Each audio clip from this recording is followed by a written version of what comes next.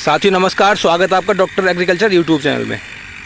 साथियों आज की वीडियो में हम बात करने वाले हैं आलू के लिए सबसे बेहतरीन जो खरपतवार नाशक दवा है वो उसका कौन सी दवा का इस्तेमाल करें।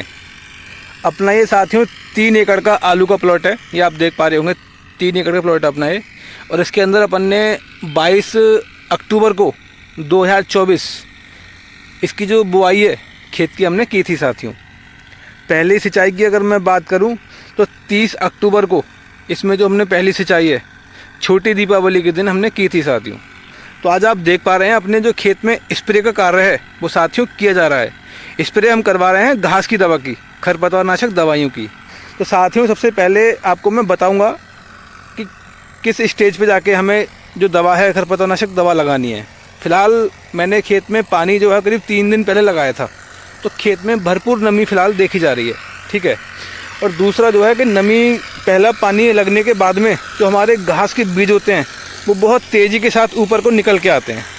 ये आप देख पा रहे होंगे छोटी छोटी जो घास हैं वो गोलों में आलू के निकलनी शुरू हो गई है साथियों, बहुत मामूली की जो वीडियो है हमारी इसी संबंध में है कि आलू के लिए सबसे बेहतरीन जो खरपतवार नाशक दवा है कौन सी दवा का इस्तेमाल करें। हमारे काफ़ी किसान भाई आलू की फसल लगाते हैं, लेकिन साथियों खरपतवार नाशक दवाई का इस्तेमाल ना करने की वजह से या बढ़िया क्वालिटी की दवा ना करने की वजह से या सही समय पे इस्तेमाल ना करने की वजह से जो उनकी पैदावार है आलू की वो लगभग 25 से 30% कम हो जाती है साथियों।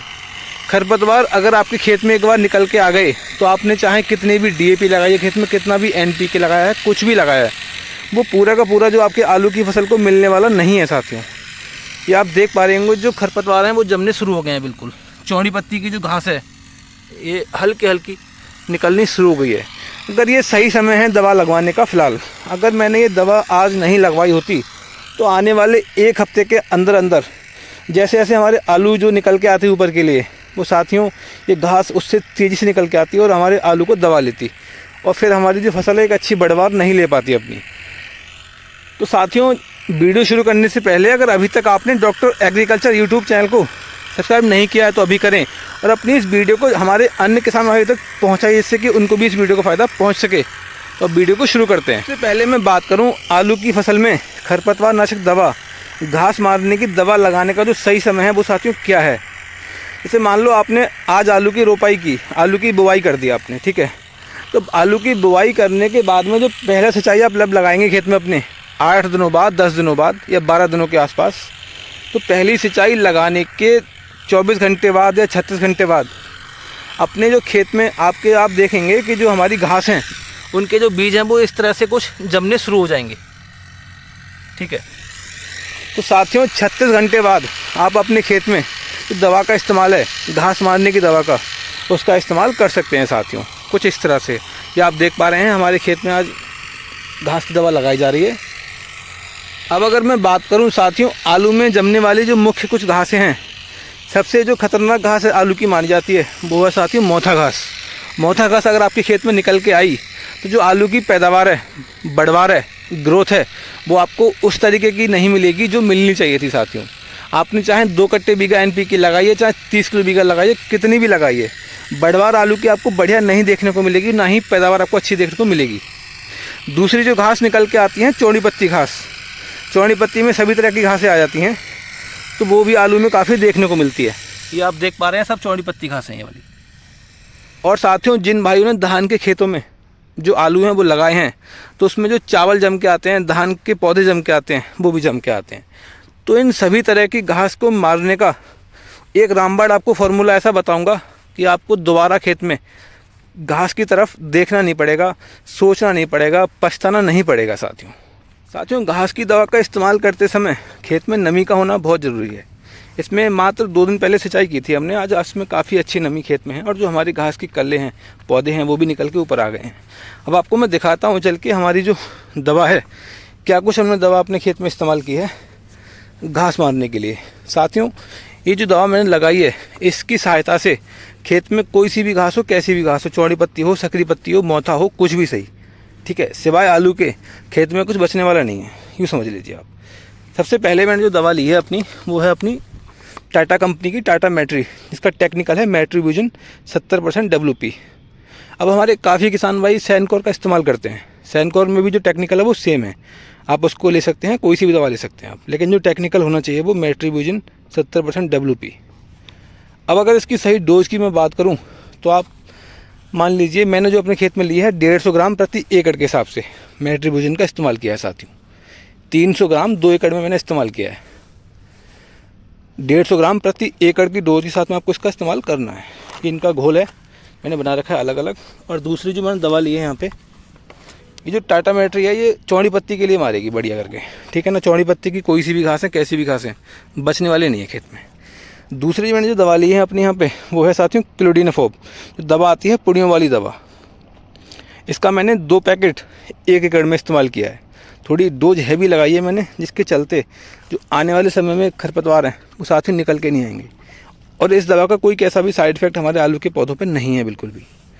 तो मैंने ये 2 पाउच जो हैं 1 एकड़ में इसका इस्तेमाल किया है क्लोडिनोफोब दवा का। ये साथ में जो धान जम के आते हैं, इन खेतों में धान होते हैं पहले, उन खेतों में आलू लगाते हैं हमारे काफ़ी किसान भाई, तो उन खेतों में धान जम के आते हैं, तो आप इसका साथ जा सकते हैं बिल्कुल बढ़िया तरीके से। अपनी तीसरी दवा दिखाऊं जो मैंने मौसा घास कंट्रोल करने के लिए ली है यहाँ पे साथियों, बिल्लोवुड कंपनी की है ये, बिल्क्वेट के नाम से आती है। इसका टेक्निकल की अगर मैं बात करूँ तो पैराक्वाइट डाइक्लोराइड 24% SL फॉर्म में। इसकी अगर मैं आप डोज की बात करूँ तो 1.5 लीटर प्रति 2 एकड़ के हिसाब से मैंने इसका इस्तेमाल किया है। 750 ml प्रति एकड़ की डोज के साथ में, ठीक है ना। 750 ml प्रति एकड़, 2 एकड़ में 1.5 लीटर दवा मैंने पैराक्वाइट का इस्तेमाल किया है साथियों। अब ज़रूरी बात यह है समझने वाली यहाँ पे, जो पैराक्वाइट दवा का घोल है वो साथियों बिल्कुल अलग है इस बाल्टी में, और जो क्लोडिना और जो टाटा मैट्री दवा थी वो दोनों इस बाल्टी में एक ही जगह घोला दोनों का। तो इन दोनों का घोल आप अलग अलग रखें, पैराक्वाइट का और अन्य दवाओं का। पैराक्वाइट के साथ में किसी दवा को ना मिलाएं, सीधा जो है कुछ इस तरह से टंकी में जाके ही दवा मिलनी चाहिए, इस तरीके से। ये टंकी है 25 लीटर की, बहुत ही शानदार जो खोज है हमारे वैज्ञानिकों की, ये साथियों मानी जाती है।